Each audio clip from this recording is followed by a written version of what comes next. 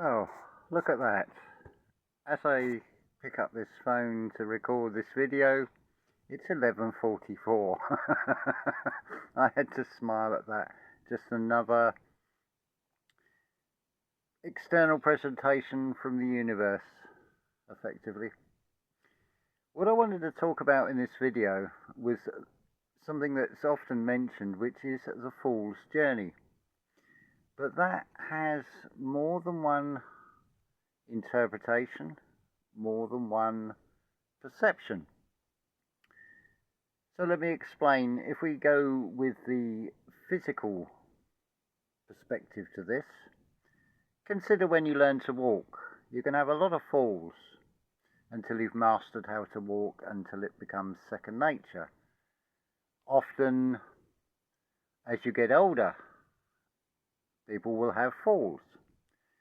Of course, you'll have other falls when we're not present, when we're careless, we can trip over or whatever. But the thing to take from that is not that negative, oh, why is this happening to me? Because they are all lessons from which to learn. And I can give you testimonies, which I have done before, but I feel it's worth reiterating again.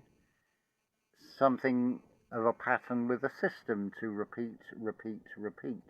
It is the same pattern you use to learn to walk. You may take a step, you fall over. Well, there's a fool's journey because you have a fall. It is even described when you come into this reality that you've fallen into physical matter, which is very true.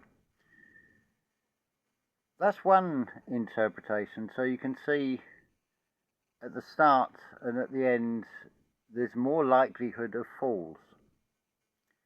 Interesting how the word fool, F-O-O-L, and fall, F-A-L-L, are the same. The key character is that letter F. It's like the character E, but it's missing that lower horizontal line that you get with a capital E. So the F only consists of the higher and the upper. It's sort of like a prefix when you find a word with the sixth character of the alphabet. There's something to be seen in that, of it's sort of showing like an opposite, a mirrored reflection. So the fall, as in F-A-L-L, the F precedes the all. But what all are we talking about here? We're talking about the individual worlds within this greater world. So the fall is affecting the entire world as a single individualized embodiment.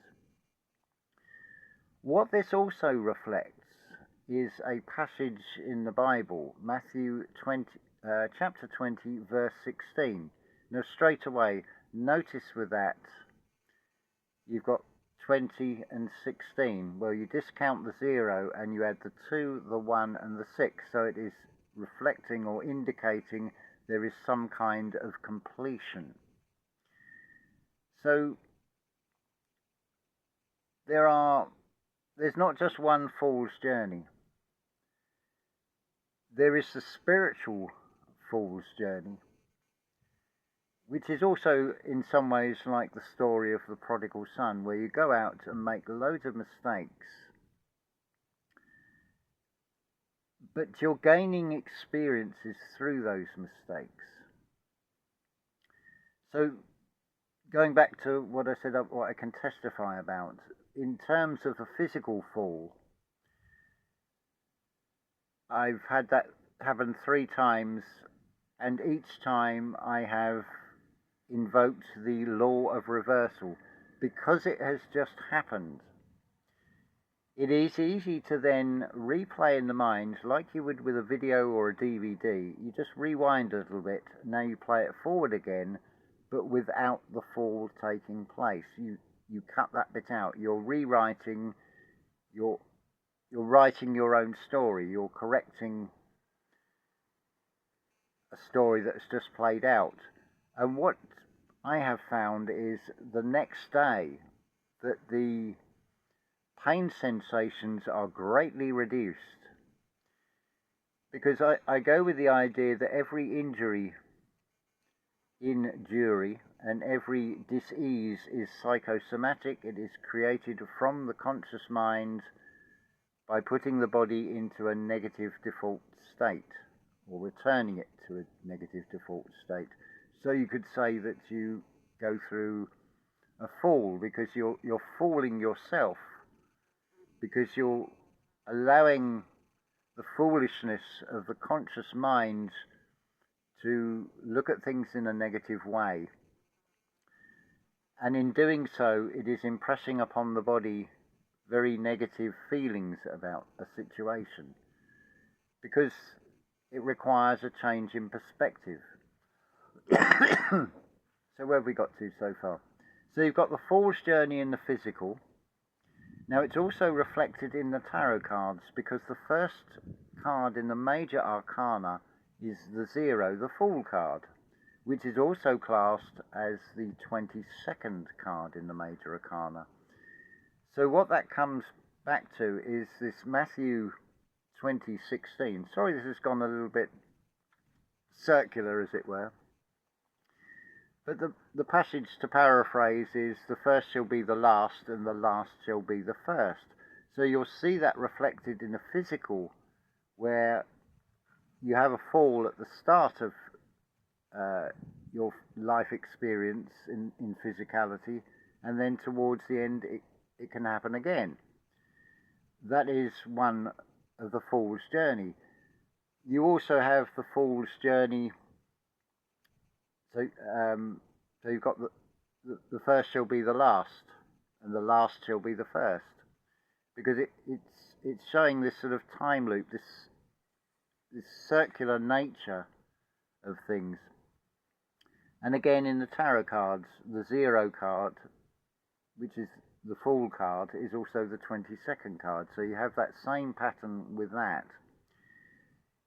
You also have this being fooled by looking purely in the external and going with the sort of perspective of trust the government, they've got our best interests at heart, and other sick jokes like that. And the more you look, the more you'll find it everywhere, that we've been fooled about pretty much everything. If we look at diets and things, to consider about vitamins. Who came up with this classification system? Who funded it? Would be my question to that. Now, we are on very individual journeys, but there is a certain amount of commonality.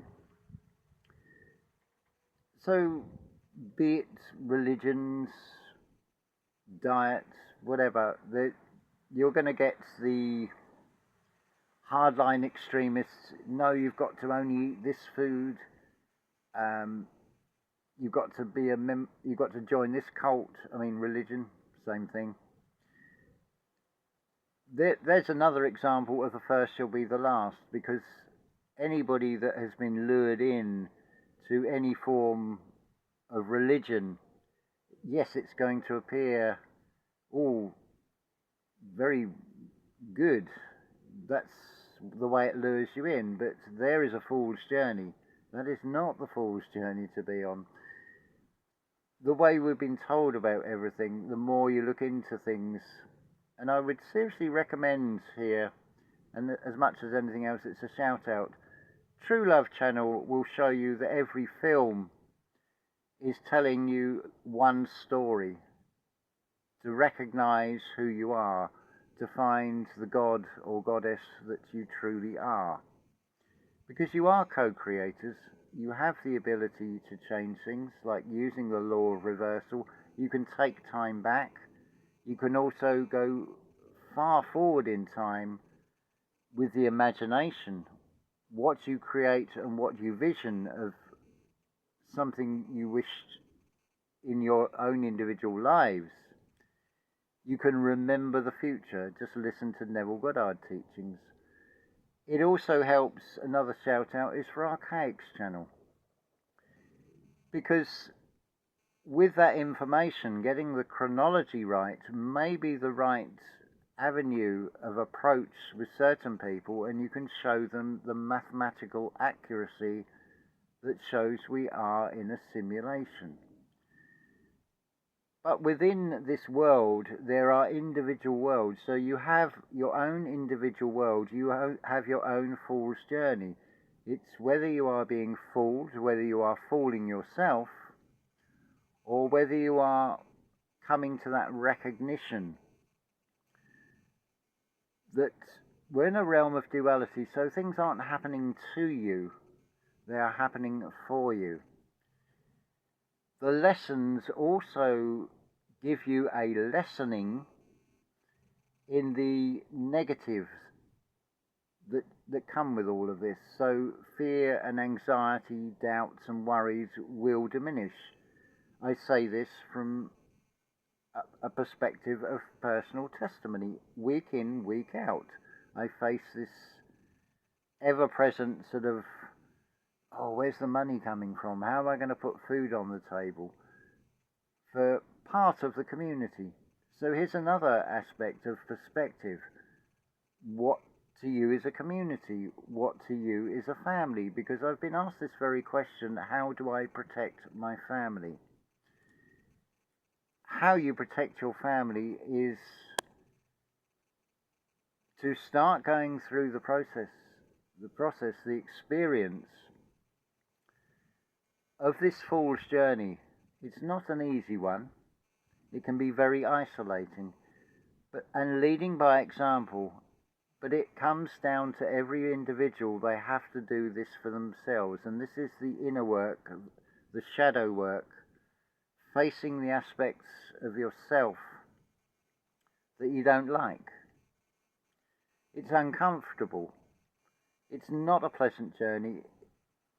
You could almost say, is it worth doing? Well, this is the power of hindsight. Consider how far you've already come. Do you really want to do all that to then say, I'm just going to U-turn, I'm going to go back in the system, I'm going to have a great material life? Because that is the wrong fool's journey. You will definitely have been fooled if you take that one. But don't be fooled that we're here to change the world. You're here to change primarily your own internal world. That is where the real pole shift is. It's even expressed physically that you come out at birth in the physical reality head first. So the head is at the bottom, you're upside down in upside down world. So all that is required is for you to change the polarity within oneself. So when something happens, when you have a fall, don't have that reactionary, oh, why did this happen to me? It's happened to you, well, for several reasons. It could be the body telling on the mind that you're not being present. It could be the universe that is saying, we need to stop you, we need to put you on pause because you need to sit and reflect and meditate rather than keep doing. You're spending too much time in the doing and you're not being. It is finding the balance between the doing and the being and the resting. These things come in threes. So it's like I've described before in video, to sort of paraphrase Neville Goddard, it is a hop and a skip and a jump. So in a way it is being like a child playing hopscotch. So the first step is to ask yourself, I wonder what it will be like. This is all part of the fool's journey. The second part is to imagine what it is like. How would it feel? Ask yourself, whatever it is, whether it's something in the material or something in the spiritual. And then the law of assumption. You collapse time because you're going with a law of assumption that it already is, although you haven't got the physical evidence to back it up. You overwrite that and you actually draw it towards you. There is also in that another example, a very hidden one, of the fool's journey, because what you're doing is you're impressing upon the subconscious from the conscious. Now, the subconscious does not know the difference between right or wrong, between real and imagination. It will just follow the communication given across. So you're fooling the subconscious in a positive way. So there's another example of the fool's journey. But the first shall be the last shall be the first, just to go back to that. If you jump into the first thing and think this is the answer, what becomes apparent with this spiritual journey? There are no real shortcuts. Well, the only real shortcut is seek the kingdom within and all will be given to you. How will you do that? Will you bring yourself in alignment? So if you see the gut, the solar plexus as the SON and the SUN, sun, the heart as the mother, and the activated pineal gland as the imagination, the dreamer, that is no longer entombed. That's the rolling of the stone with the resurrection. When all three are in that internal dialogue, that's when you're in alignment on the vertical, the ascending passage, or Kundalini rising. But also it is balanced with a cross, because you have the angel and the demon. So if you can see what's actually happening here, it's symbolically been stolen and hijacked by this false religion called Christianity that has taken a basic fundamental truth, because you are funding the imagination through this. So the fool's journey is not just one single journey. It depends which path you go down. Are you being fooled by the external, or are you able to overwrite things and fool the subconscious that something is real before it actually has become manifest? Now, don't say you can't manifest anything, because you can certainly manifest things on the negative polarity if you have negative thoughts. You're changing the chemical structure of your entire body. What you are doing is you're setting up the right terms and conditions, which is another part of this reality, to which you will be diseased. It could come out in the form of cancer, for example.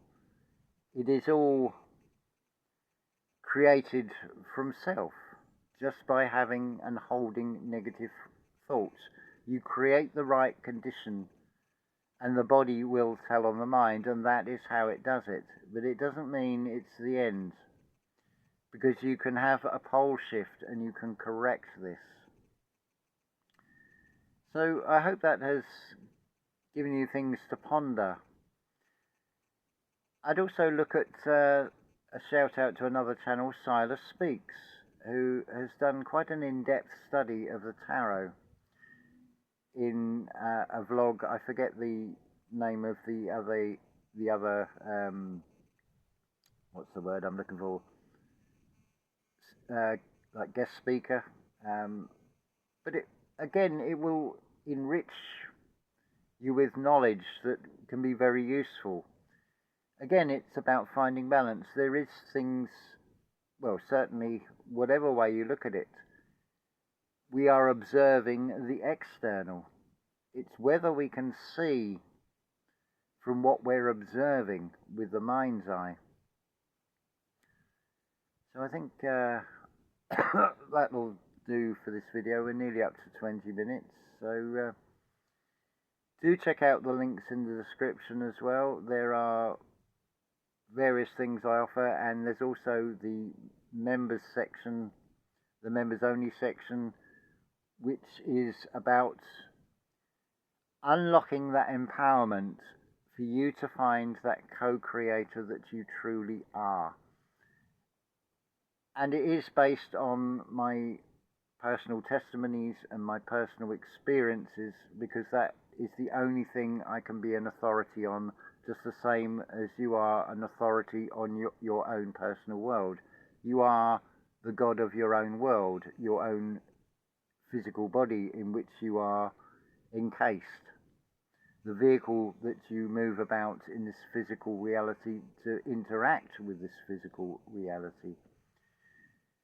So we'll leave that there until the next video. And as always, unconditional love to you all.